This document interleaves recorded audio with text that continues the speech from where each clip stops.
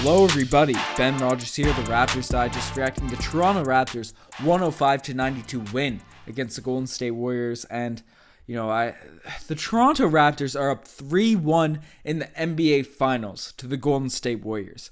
And I'm going to preface this podcast. I'm super excited. I'm tremendously just in the moment of the Toronto Raptors winning this game.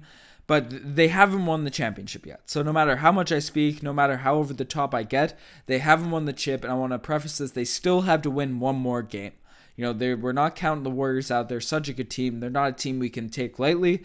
But this is a time for Toronto Raptors fans to celebrate. We're up 3-1 in the NBA Finals. This is a place we've never been before against a dynasty. And you'll hear American media, you'll hear all these people talk about, Kevin Durant was out. Klay Thompson missed one game.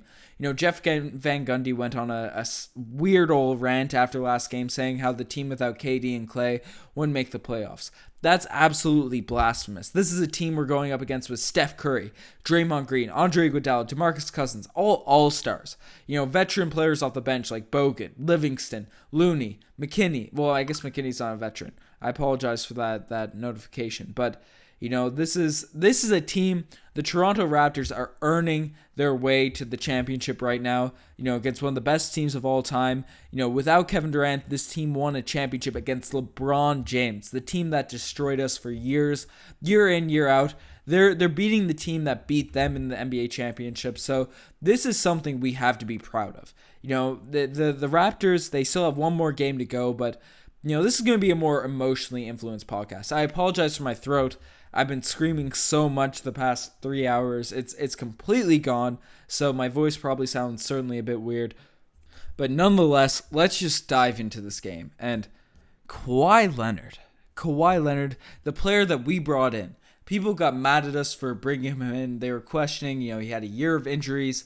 They were, will he come back? Will he come back and be one of the top players in the NBA? And we've resolved that question throughout the whole regular season, throughout the playoffs, throughout the shot, the dunk over Giannis. And now in the NBA Finals, the first quarter, the Toronto Raptors completely struggled. It was horrible. No one could hit a shot, and about 14 of the first 17 points for the Toronto Raptors came from our guy. The player Skip Bayless calls number 2. He's number 1 in all of our hearts. Kawhi Leonard, 36 points in the entire game for Kawhi Leonard. 12 rebounds, 4 steals, a block, 2 assists, 11 of 22 from the field. I couldn't believe the performance that he put on, especially at the beginning of this game when we really needed it. The Golden State Warriors came out, and they really needed to win this game. This was the game they needed to get because it's on their home court. If the Toronto Raptors go back home for Game 5, that's a huge momentum builder. The whole Toronto crowd is going to be crazy. So this was a game they need to win, and they came out and played like they wanted to win at the beginning.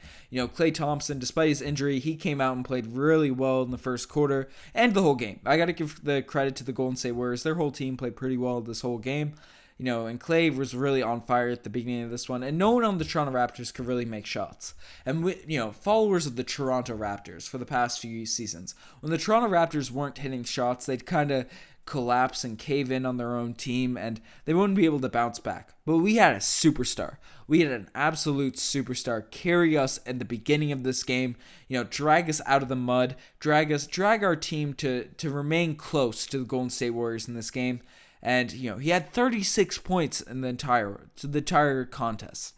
I was baffled by the prowess. It's crazy to have a top guy, a number 1 player in the NBA on your roster. It's just ridiculous. It's such a good feeling. We played against LeBron so many times, and he willed the Cleveland Cavaliers against the Toronto Raptors in so many games. And Kawhi Leonard, especially in the first half, did that with us. But as he dragged us out of the mud, other players stepped up, and the second player that really stepped up into the Toronto Raptors tonight was Serge Ibaka. A guy last season everyone trashed on, including us. I personally make a try and support the players and hold a more optimistic view of the Toronto Raptors than necessarily Riker does and a lot of the fan base does. But Serge Ibaka was a guy that I was ready to kind of move on with and wrote him off. But this season, he completely revived himself. And then in the playoffs, in kind of a poetic fashion, he didn't play that well. He struggled throughout most of this postseason. But in tonight's game, man, he really impressed me. 20 points for Serge Ibaka, 4 rebounds, 9 of 12 from the field. He hit a 3-point shot. Whenever Serge Ibaka shoots a 3, Riker and I, we both kind of hold our breaths, but he knocked it down tonight. I was super impressed with how Ibaka played. He's been in the NBA Finals before. He's talked about how he regrets not being able to capitalize in that time he went there with the Oklahoma City Thunder. And tonight, he showed that. He showed that his motivation, his grind, the way he bounced back this season, this is such a big moment in his career. To have a game like this in the NBA Finals, this is a career-defining. This is a moment he'll look back on as he retires, and it'll be a peak point in his career. So I couldn't be happier for Serge Ibaka. He's been such a great teammate for this team, and he's a great player. There's no question about it. But he's been relegated to the backup center position, and he's embraced his role. He's been a perfect teammate, and despite the fact sometimes he misses shots and he shoots a lot of threes that we aren't super happy with, He comes out and he goes ham every game. He had 6 blocks in the last one. He had some great blocks in this game as well. But 20 points from Serge Ibaka. We really needed it, and we needed this win. So shout out to Serge Ibaka for really stepping up. None of the usual starters really stepped up. We saw Kawhi have a big game, but Siakam had solid but didn't shoot the most efficient game. So we needed someone off the bench to bounce up, and Fred and Serge really did it for us. And Fred VanVleet, that's another player we'll talk about. It was only 8 points for Fred VanVleet, which is still very solid for a backup point guard. But the shots he hit, when he hit them, were such momentum builders. The couple threes he hit, that layup he had in the paint, it was super exciting to see. Not only did he have 8 points, he had 6 assists, 4 rebounds, and just did everything right on the court. He did everything right. We won't spoil a segment later in the podcast, but Fred VanVleet, until he got taken out of this game, unfortunately, he played the perfect game we needed out of him. It's when you're a point guard in the NBA, you don't always need to have a big scoring night. You don't always need to shoot every shot, but he facilitated for this team, and I've been reiterating this point throughout the whole regular season. When Fred VanVleet is confident in his jumper, his playmaking becomes elite.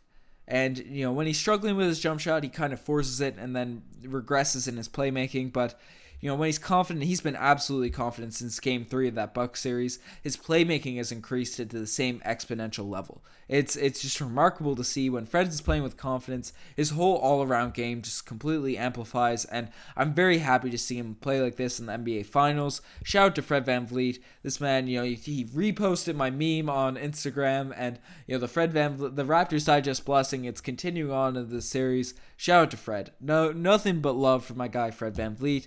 Nothing but love for my guy Pascal Siakam as well. He kind of struggled from the field. He missed a few shots, but 19 points for Pascal, 5 rebounds, not too many assists, but we needed that scoring. We needed that scoring from Pascal, and I emphasize this a lot in the Orlando Magic series. Pascal Siakam, no matter what's happening with this game, he gets blocked a couple times, he misses some open shots, whatever. He always comes back the floor, ready to attack, ready to engage, and ready to bounce back. And it's great to see a player not get shook by a missed shot or a bad call on him. It's awesome to see. DeMar DeRozan, I absolutely love that man. He's a legend, a Toronto legend, but he'd struggle when he misses a couple shots. He wouldn't be able to bounce back.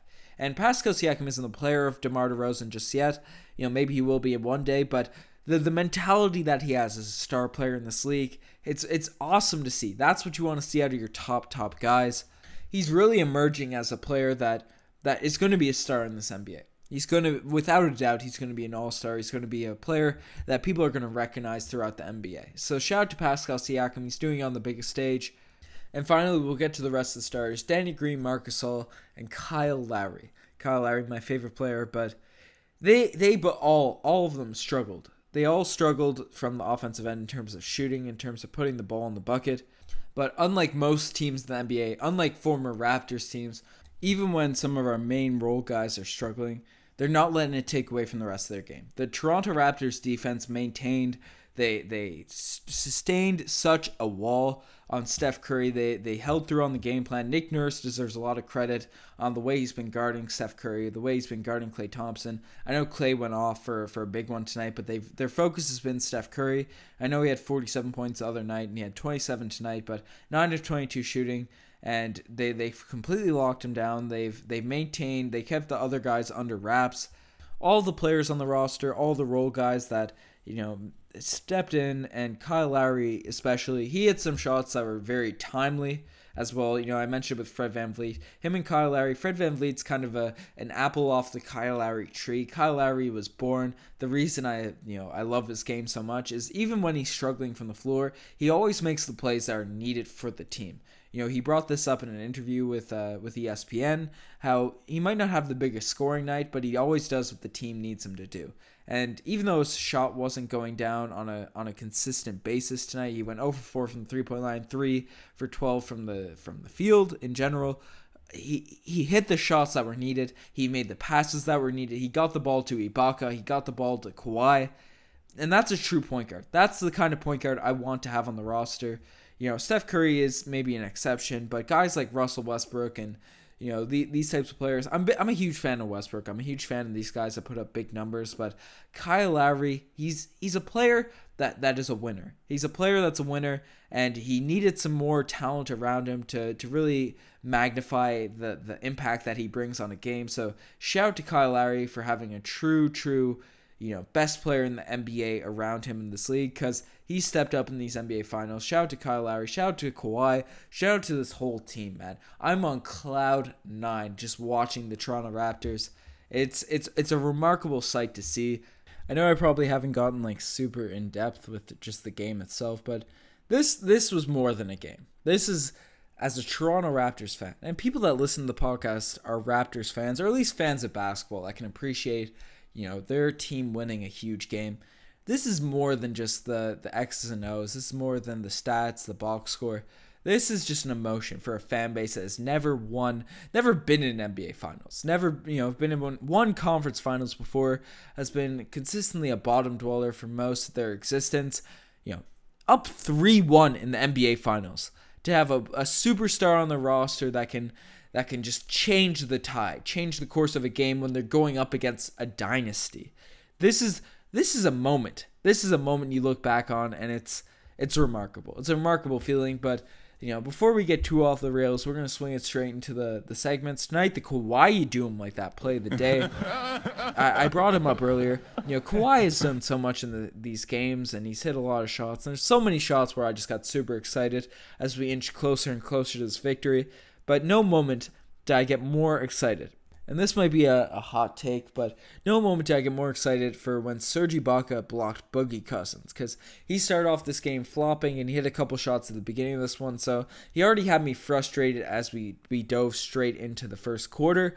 And to see Serge Ibaka kind of block the guy, get that garbage out of here. When Serge Ibaka makes a block and he's having a good offensive game, you just get set into a state of trance. You get a state of excitement, a state of how hungry are you? You get in a state of how hungry are you? This is a new verbiage. This is a new word to describe an emotion. How hungry are you? Because this is how hungry Serge Ibaka has been in the NBA Finals. He's come out to play, and the Golden State Warriors weren't ready. The Golden State Warriors were not ready for Serge Ibaka, so shout out to him. This whole game tonight was the Kawhi do him like that play of the day, but not all plays can be the Kawhi do him like that play of the day, and some just make you say, oh, geez. And tonight, the oh, geez play of the day, it's going to Fred VanVleet, not him himself, but I believe it was Sean Livingston went in for a layup and ended up clipping completely incidental contact on Fred VanVleet. Knocked him in the elbow with his elbow into Fred VanVleet's face. He was bleeding everywhere. I was a bit shook. He laid down motionless on the ground, and you wondered if he blacked out or something. He moved a little bit, but his arms were kind of spread wide like a movie death. That's what it looked like. But he ended up being completely fine. He got a few stitches, and he said he was able to come back in the game. But still, the fact that there's blood everywhere, and he was laying down with his arms spread out like a little kid doing snow angels or something without moving his arms. That's the kind of position he was in.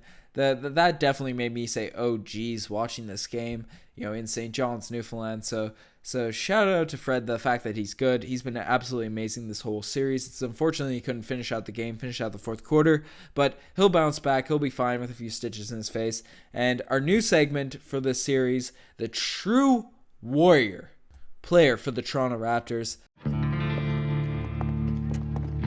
You think you can take me on? That's the wrong question. Oh yeah? What's the right one? Do you really want to find out? I've been raving about him so much in this game, but it's Serge Ibaka. Kawhi Leonard had the best game for the Toronto Raptors. There's no doubt about it, but there's rarely a doubt about that on a consistent basis. But Serge Ibaka is the guy that's doing all the dirty work, doing the nitty-gritty. With 5 fouls, he had 20 points and 4 rebounds, 9 of 12 from the field. When he hits those mid-range jump shots at the beginning of the game and he knocks down a 3, it's going to be a true Warrior game for Serge Ibaka. So shout out to this man. How hungry are you? That's how I'm feeling tonight. And he served up some bull area of the game. We're not going to get too vulgar with the podcast, but he served up some of that, a plate of that for the Golden State Warriors. So shout out to Serge. That's just, I love it when Serge is playing well. And finally, the infamous, the one and only Damari Carroll Gold Star Award. That's gotta go to the people that were doubting the Toronto Raptors. Clay came back. It's on the road. People were expecting the Warriors to come through, but the Raptors stayed true. They stayed true. They stayed focused. They came into this one ready to rock, and despite the Warriors coming out with a haymaker to start the game, Kawhi Leonard would not let us lose. He wouldn't let us get down by a big margin, and then Serge Ibaka, Kyle Lowry, Marc Gasol, Pascal Siakam, they all dragged us out of the mud with Kawhi Leonard, and as Raptors fans, we can't appreciate that more. And even the people that doubted the Toronto Raptors, they dragged us out of the mud as well. Not me. I've been a firm believer in the Raptors, but they dragged all the non-believers out of the mud as well. And I'm sure a lot of Raptors fans, and it's fair. The Warriors are a dynasty. Rationally, it's fine to expect us to lose to a dynasty, but we knew. The real ones knew the Raptors are going to win. The Raptors are going to win this series. We still have one game to go, and we haven't won it already, but I've been predicting the Raptors are going to win this series, and they're out here. They're out here. I said 5 if KD isn't healthy, and if KD comes back in the series, I said in 7, so that's why my initial prediction was 6, but I think we can really come home, whether KD's playing or not, because I think it's too late for KD to really come back and have an impact. I think we have the best chance to get it in Game 5. I'm not predicting anything. I don't make specific game predictions, but I'm really hoping the Toronto Raptors come out with this energy, this force on their home court, so the Toronto Raptors fans could see Larry O'Brien, the trophy, come home to Toronto, come home to Canada, come home to the rest of the world, because everyone's rooting for the Raptors over Golden State. Life is so good as a Raptors fan right now. I'm so happy. I'm so gassed. Shout out to all you guys. Legitimate shout out. I love all you that listen to the podcast. Especially, because obviously I love just the supporting the channel and all that. But just as Raptors fans, people have supported this team through it all. It's been a stressful playoff run. We almost got knocked out in round 2. Kawhi Leonard saved us with a buzzer beater Game 7 winner. We're down 0-2 to the Milwaukee Bucks. We bounce back and sweep them the rest of the way. KD's out. We have one opportunity. People say we blew our opportunity in Game 2, but we come back and win 2 games on the road against an NBA dynasty. It's a great sight to see as a Raptors fan, and I'm not jinxing anything. I think the Raptors still have a lot of work to do to get this last win, but I'm really hoping they do it. Anyways, let me know what you guys think. Let me know in the comment section below. I apologize, my throat is a bit wild. It's been an off-the-rails podcast, but that's what happens. The Raptors we're in a place we haven't been before, so I hope you enjoyed the more emotionally charged pod. Riker and I will be doing a video on this whole situation as a Raptors fans tomorrow, so don't be worried. Riker will be back tomorrow's pod. So shout out to all you guys. I love all you guys. Check out the Twitter, the Instagram, all that cool stuff. Check out my Instagram. I appreciate that. Ben Rogers 1. I'll plug that a little bit. But Raptors Digest Instagram, we're gonna get back to responding to DMs as well. I think I responded to most of them a couple days ago, but we're gonna try and keep that up for the rest of the way. Anyways, you're the best for making it this far. I'm signing out. Cheers.